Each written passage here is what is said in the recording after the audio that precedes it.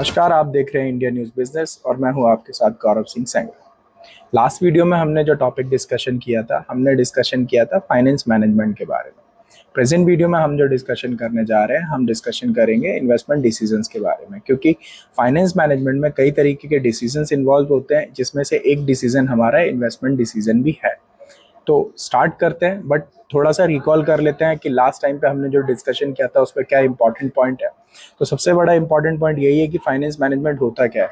So finance management की जब हम बात करते हैं तो फाइनेंस में जो फंड्स का फ्लो होता है उससे रिलेटेड हमें कई डिसीजंस लेने पड़ते हैं, जिसमें सबसे पहला डिसीजन हमारा यही होता है कि जो हम फंड रेज कर रहे हैं उस फंड का हमें कहाँ पे यूटिलाइजेशन करना है और क्या उसका बेस्ट यूटिलाइजेशन होता है।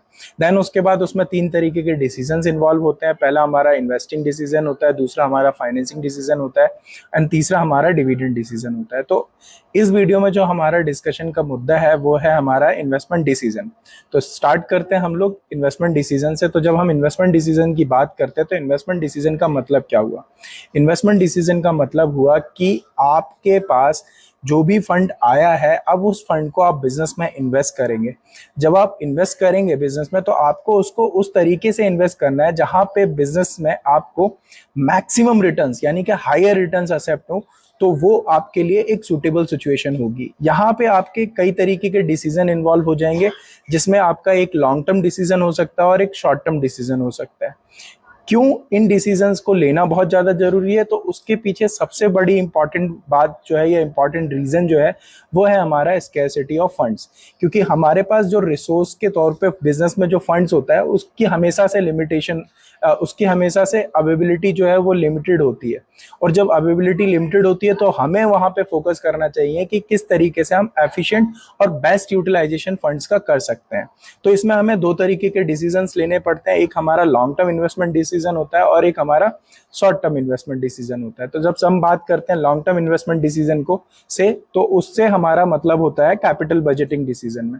अब ये जो कैपिटल बजटिंग डिसीजन है ये होता क्या है, इसके लिए हम एक एग्जांपल से समझते हैं।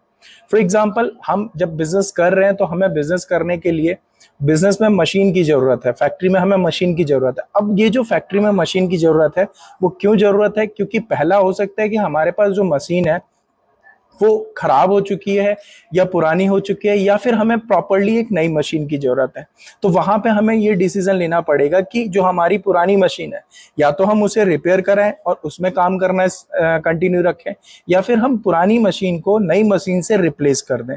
और थर्ड होता है कि भाई मान लेते हैं कि अगर हम नई मशीन लेके आ रहे हैं तो उस नई मशीन को हम किस तरीके से यूटिलाइज करें, कब हमें उस मशीन को लेके आना है, ये हमारा जो डिसीजन होगा ये हमारा कैपिटल बजटिंग डिसीजन का पार्ट आएगा। और यहाँ पे हमें इस पे इसलिए भी फोकस करना है क्योंकि ये हमारे बिजनेस की लॉन्ग रन अर्निंग कैपेसिटी को इम्पैक्ट करता है। तो यहाँ पे जब हम इस तरीके का डिसीजन लेते हैं तो इसमें क्या क्या चीजें हमें और चीजों पे फोकस करना पड़ेगा। सबसे पहले तो हमें ये देखना पड़ेगा कि जिस असेट्स में हम इन्वेस्ट कर रहे हैं या जिस कैपिटल बजटिंग डिसीजन में जब हम जा रहे हैं, तो वो जो असेट जिसमें हम इन्वेस्ट कर रहे हैं उसका अमाउंट ऑफ इन्वेस्टमेंट कितना बड़ा है, वो चीज हमें देखनी पड़ेगी। दूसरा हमें ये देखना पड़ेगा कि जब हम इन्वेस्ट कर रहे हैं तो वहां से जो हमने इन्वेस्ट किया है उसमें हमें क्या प्रॉफिटेबिलिटी मिल रही है। तीसरा, हमारा जो इन्वेस्टमेंट है वो कितना कॉम्पिटिटिव है, कितना सही है, उन सारी चीजों पे भी हमें ध्यान देना पड़ेगा। इसके पीछे एक और रीजन बनता है, वो रीजन ये है कि जो हमारे इन्वेस्टमेंट डिसीजन होते हैं वो एक बहुत बड़े अमाउंट में इन्वेस्टमेंट होता है और वो एक तरीके से इरिवर्सिबल डिसीजन होता है। इरिवर्सिबल डिसीजन मैं इसको इसलिए बोलूंगा क्योंकि यहाँ पे एक बहुत बड़ा अमाउंट इन्वेस्ट होता है, और जब बड़ा अमाउंट इन्वेस्ट होता है तो उसको रिवर्स कर पाना या उसको वापस कैंसिल करना बिल्कुल ना के बराबर हो जाता है, जहां पे हम उसे इन्वेस्ट नहीं कर सकते। तो यहाँ पे अगर हम सही तरीके से कैपिटल बजटिंग नहीं करेंगे या इन्वेस्टमेंट डिसीजन नहीं लेंगे तो वो ऑर्गेनाइजेशन के लिए सही तरीके से वर्क नहीं करेगा। और जब वो ऑर्गेनाइजेशन के लिए सही तरीके से वर्क नहीं करेगा, यानी कि हमारा जो कैपिटल बजटिंग डिसीजन है वो रॉन्ग तरीके से हो गया है या गलत तरीके से हो गया है, या उसमें हमने सही तरीके से डिसीजन नहीं लिया है, तो उसका इम्पैक्ट ये पड़ सकता है कि फ्यूचर में हमारे बिजनेस में फंड्स की प्रॉब्लम आ सकती है। तो ये था हमारा कैपिटल बजटिंग डिसीजन या फिर long term investment decision. Now next हम बात करेंगे शॉर्ट टर्म इन्वेस्टमेंट डिसीजन की, जिसको आप वर्किंग कैपिटल डिसीजन भी कहते हैं। तो जब हम वर्किंग कैपिटल डिसीजन की बात करते हैं तो इसमें क्या क्या चीजें इन्वॉल्व होती हैं या इसमें हमें किस तरीके के डिसीजंस लेने पड़ते हैं वो समझना जरूरी है। सबसे पहले हमें इसमें यह देखना पड़ेगा कि हमारे पास लेवल ऑफ कैश कितना होना चाहिए, हमारी इन्वेंट्रीज क्या है, हमारे पास कितना रिसीवेबल्स है, हम इन सारी चीजों को ध्यान से देखेंगे। क्यों? क्योंकि ये जो हमारा कैपिटल बजटिंग डिसीजन है ये जनरली हमारे बिजनेस के डे टू डे एक्टिविटीज से रिलेट करता है, जहां पे हमारे बिजनेस की डेली लेवल की एक्टिविटीज को हमें करना है और हमें ये देखना है कि वो हमारे लिए मैक्सिमम प्रॉफिटेबल हो।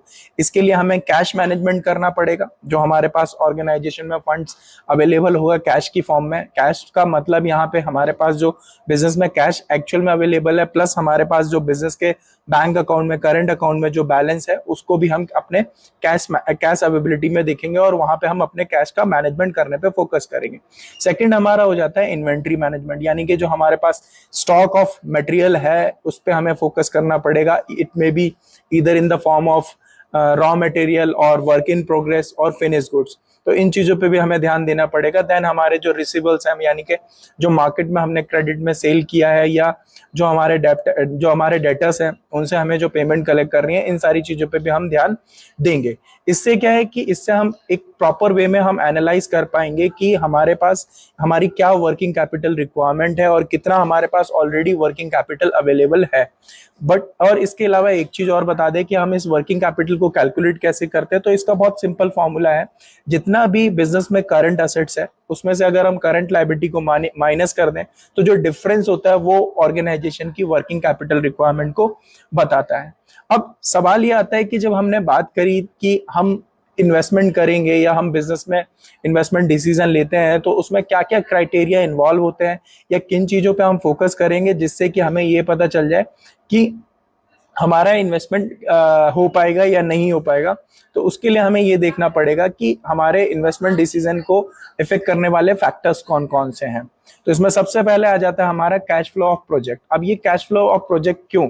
क्योंकि हमें इसको इसलिए देखना पड़ेगा क्योंकि जब हम इन्वेस्टमेंट करते हैं और इस इन्वेस्टमेंट करने के ड्यूरेशन में जो इन्वेस्टमेंट अमाउंट है वो बहुत बड़े लेवल पे इन्वेस्टमेंट होता है। तो हमें जब हम कोई भी असेट में इन्वेस्टमेंट करेंगे या कोई भी बड़ी मशीन में हम इन्वेस्ट करेंगे तो हमें ये भी देखना है कि जो हमने इन्वेस्ट कर दिया है उस इन्वेस्टमेंट किए हुए अमाउंट से हमें रिटर्न्स कितना मिल रहा है। यानी कि जिस मशीन में हमने अगर पैसा लगाया है तो उससे हमें जो प्रोडक्शन मिलेगा वहां से हमें रेवेन्यू जनरेट होगा या वहां से हमारे कैश का इनफ्लो आएगा।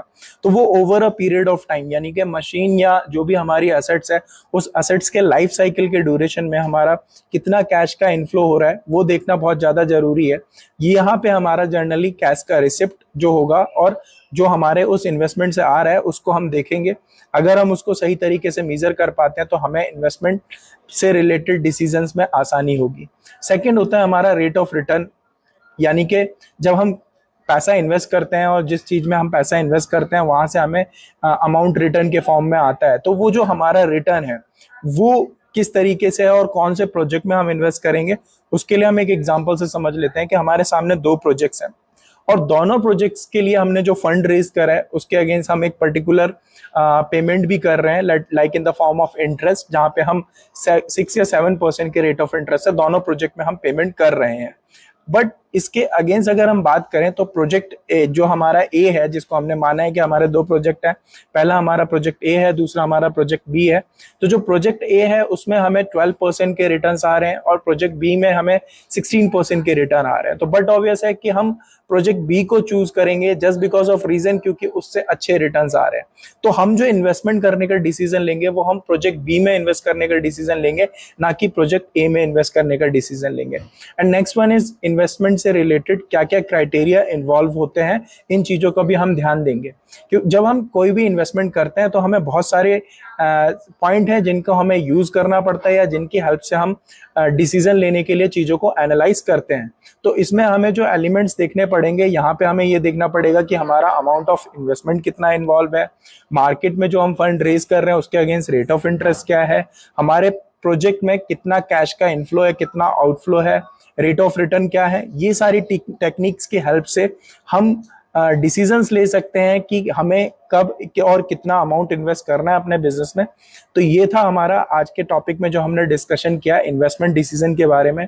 नेक्स्ट वीडियो में हम लोग डिस्कशन करेंगे फाइनेंसिंग डिसीजन के बारे में। तो ऐसी ही जानकारी के लिए और ऐसी ही इंफॉर्मेशन के लिए बने रहिए इंडिया न्यूज़ बिजनेस के साथ।